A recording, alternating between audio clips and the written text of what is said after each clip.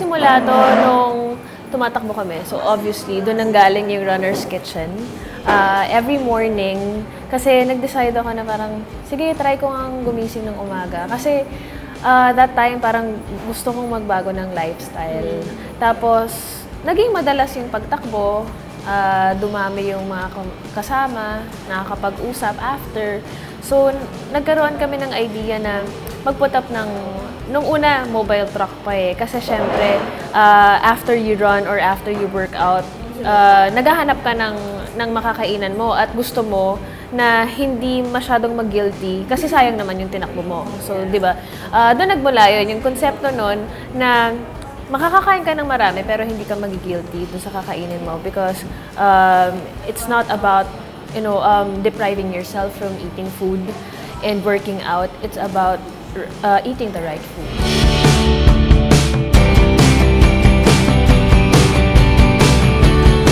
Hindi siya yung tipong makikita mo lang sa regular menu eh.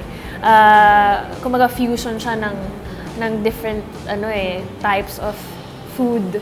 May Asian, may Mediterranean, kasi yun yung may Japanese.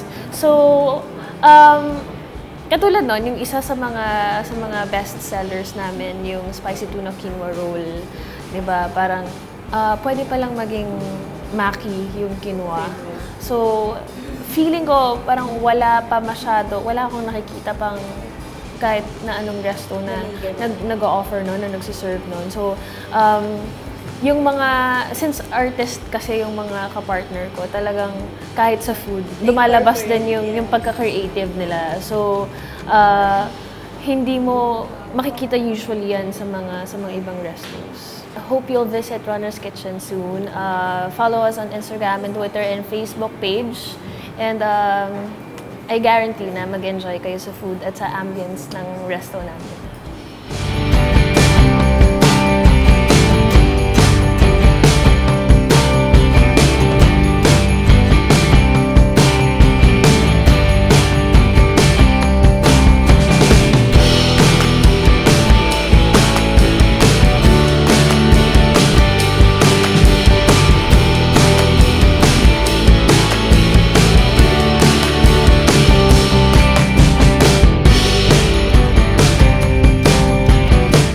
Ito ay Shiji Minestrone.